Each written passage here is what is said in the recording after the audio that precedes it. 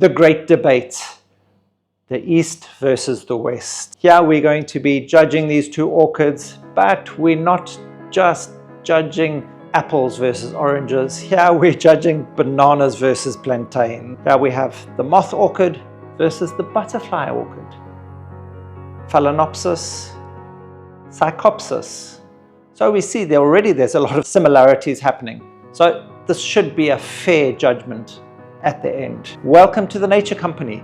If this is the kind of information you're interested in, please hit that subscribe button down below if you haven't already, and that notification bell to be notified of all our upcoming content so you don't miss out on a thing. So like I was saying, these both come from those tropical-ish sort of areas, and they have fairly similar sort of growing conditions.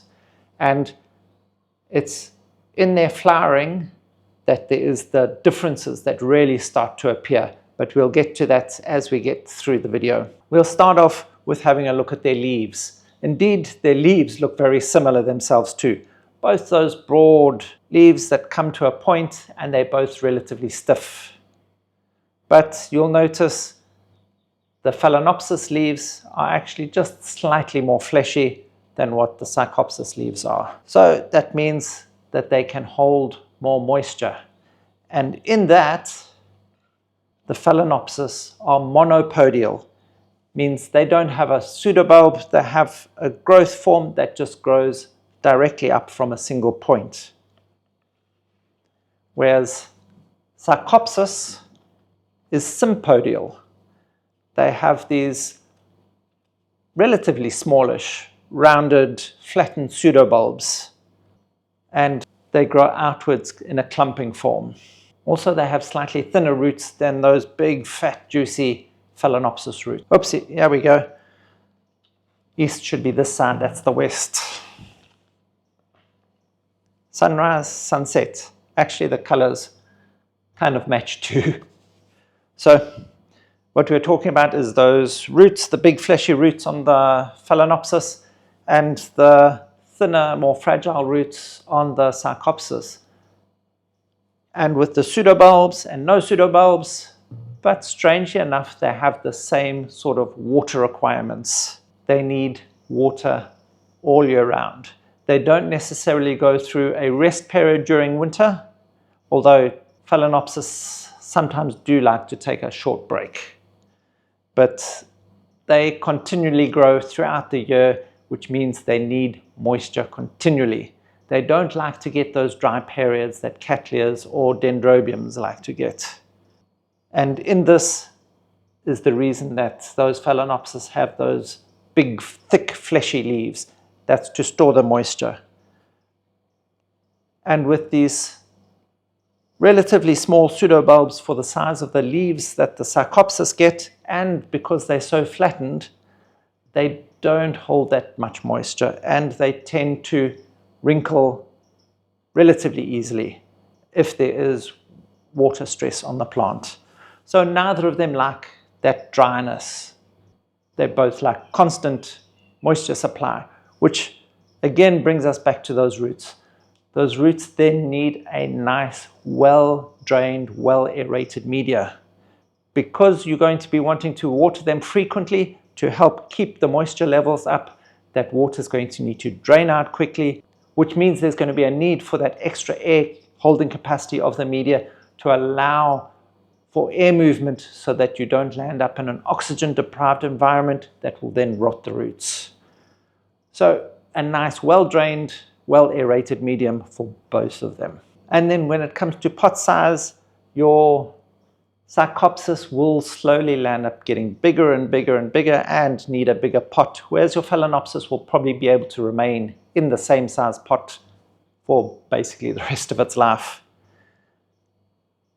But always remember, with choosing the size pot, making sure that your media is going to be well drained enough, because a bigger size pot is going to hold more moisture, and then you'll have to control your watering to make sure you don't land up with any problems like root rot. The other important part of moisture and orchids is the humidity. Humidity levels around these orchids need to be in the vicinity of between 50 and 70%.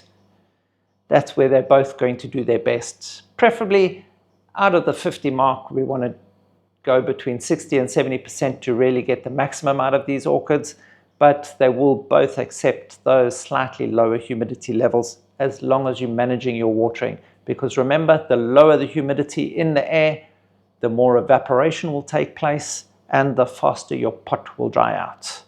So managing your watering is going to be essential when it comes to humidity levels.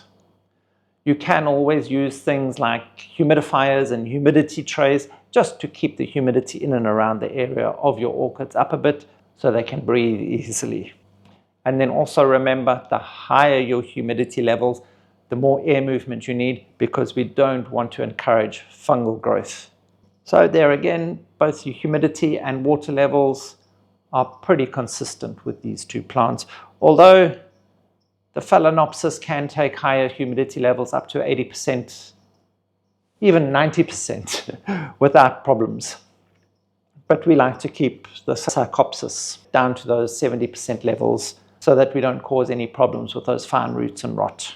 And when it comes to feeding your orchids, feeding them for the best flowering, we'll get to that in a second, but let's talk about those amazing flowers.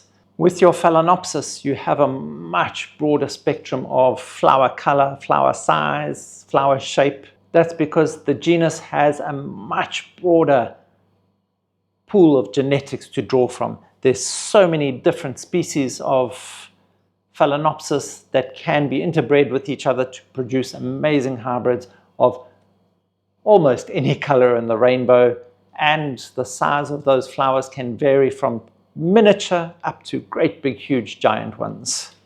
So there's a great big pool of genetics that we're working from. So this gives Phalaenopsis a little bit of an edge over Sarcopsis. Sarcopsis, you're only working with 4 species, and all of them have almost identical flower shape and flower color. Okay, you do get an albiform where it's yellow on yellow, but that's about the biggest difference you're going to get. But we can just imagine if they manage to hybridize this with a Zygopetalum or something to get a beautiful purple lip, this will be the rage. But let's see what they can come up with. But that's off topic. Let's get back to the flowers and the flower spikes. The temperatures that these need to produce these flower spikes. Generally, they both like fairly similar sort of temperature ranges to live in. Sort of the Phalaenopsis, you're looking at between 18 and 30 degrees Celsius, which is, let me get my sheet and I'll tell you now. So I don't get all these conversions to Fahrenheit wrong. The Phalaenopsis being about 18 to 30 degrees Celsius, which is 65 to 85 degrees Fahrenheit. And the Sarcopsis from about 15 degrees Celsius to around 27 degrees Celsius, which is 60 to 80 degrees Fahrenheit. That's their sort of primary temperature range that they're really going to do their best in. So their temperatures are pretty similar in their growth, for their growth, but where they differ slightly is in the temperature for forcing the flowers.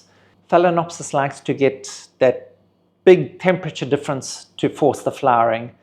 They like a good 15 or so degrees Celsius in temperature change, which is about 27 odd degrees Fahrenheit.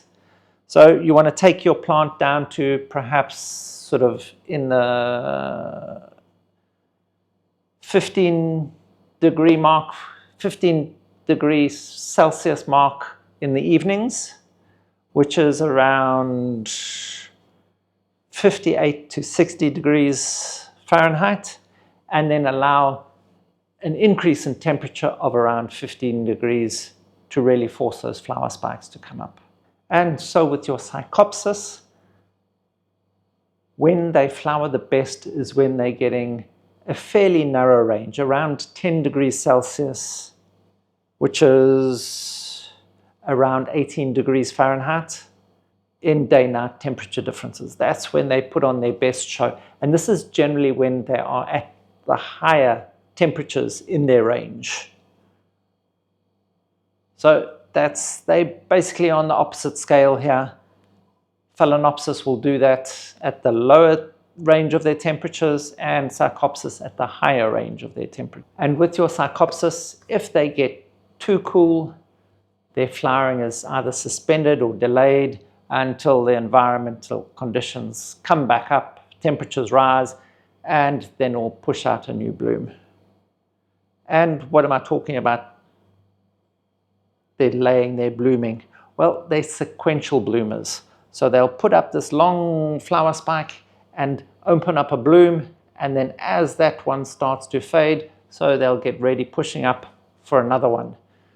Whereas your Phalaenopsis, they push up one spray of flowers and give you that big massive display all at once, lasting for anywhere between 2 and 6 months, whereas each individual flower on your Psychopsis is going to last for around 1 month.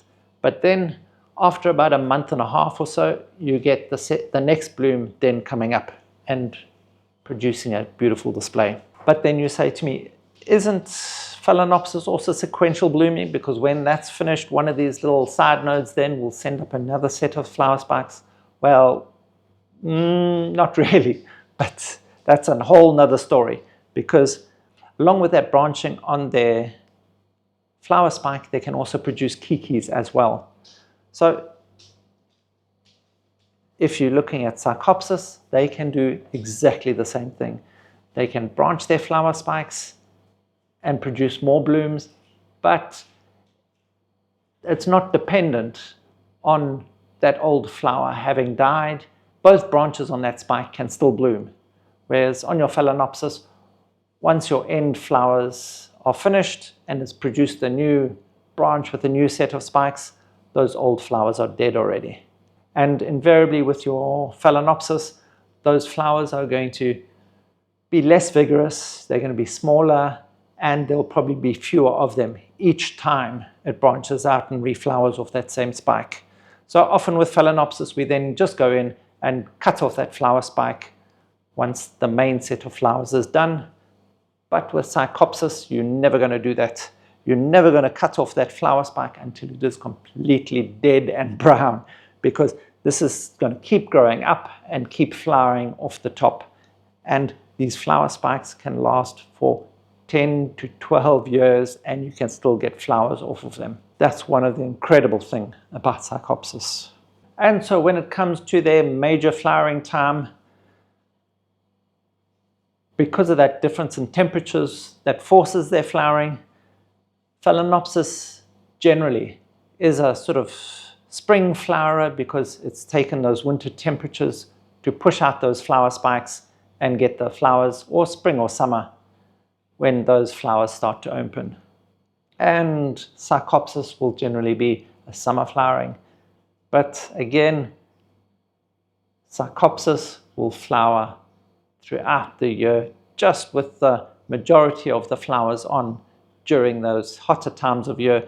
So as the temperatures get too cold, so then, as I said, you'll get that delayed or suspended flowering until the temperatures come back up again. So if you are able to keep it at nice, even temperatures all year round, you're going to have flowers forever and ever and ever. But also for your Psychopsis, one of the main things to force flowering is the light conditions. They're going to need a lot more light than what your Phalaenopsis needs. So your Phalaenopsis is a medium to high light orchid, whereas Psychopsis is a highlight orchid. This will even take some full morning sun and love it. So this one you really want to put as close to your window as possible if you're growing indoors, so that it can get those highlight conditions. Because if it is not getting enough light, you're not going to be getting any flowers. So even if your temperature fluctuations are right and you're keeping it in the ideal conditions, and it's not pushing up flowers, flower spikes, or the flower spikes aren't flowering, it means you're not giving it enough light. Put it somewhere where it's going to get more light. The light conditions for your Psychopsis will probably burn your Phalaenopsis. And the fertilizer requirements for these two orchids just differs slightly to get the maximum out of their flowering. The Phalaenopsis, you're going to be feeding a general well-balanced fertilizer through spring and summer, and then as it heads into autumn and winter, when it's going to start producing those flower spikes, you want to start feeding it with a higher phosphorus fertilizer just to force those flower buds to come out. With the Sarcopsis, because of its sequential flowering, what a lot of the growers do is they'll intermittently change between their general fertilizer onto a high phosphorus fertilizer. So 1 month they'll do the balanced fertilizer, and then the following month they'll use the phosphorus fertilizer, because if you remember, these get sequential flowers and they are continually in bloom. Also, when the new growths are at a big enough point that they start forming pseudobulbs, is another point that they'll feed them with the high phosphorus fertilizers. This is just to harden off and mature those new growths so that they can then produce their flower spikes. Which one do you prefer, and which one would you grow? Drop it down in the comments below and tell me why you would grow one over the other. For me personally, I'll take both. That way I can grow the Sarcopsis in front of the Phalaenopsis to give it the shade it needs, so both can be happy. And if you still need more information on these two orchids, pop down to the Buy Me a Coffee link down below. Ed puts up a lot of information there all the time, and I'm sure there will be something there of interest to you. And if there's any other information you specifically need, drop it down in the comments below and he'll be sure to put up a post for that too. And thank you for watching. If you found any of this information helpful, please hit that like button, hit that subscribe button down below, and that notification bell, bing bong, to be notified of all our upcoming content so you don't miss out on a thing. Help us grow as we help your orchids grow.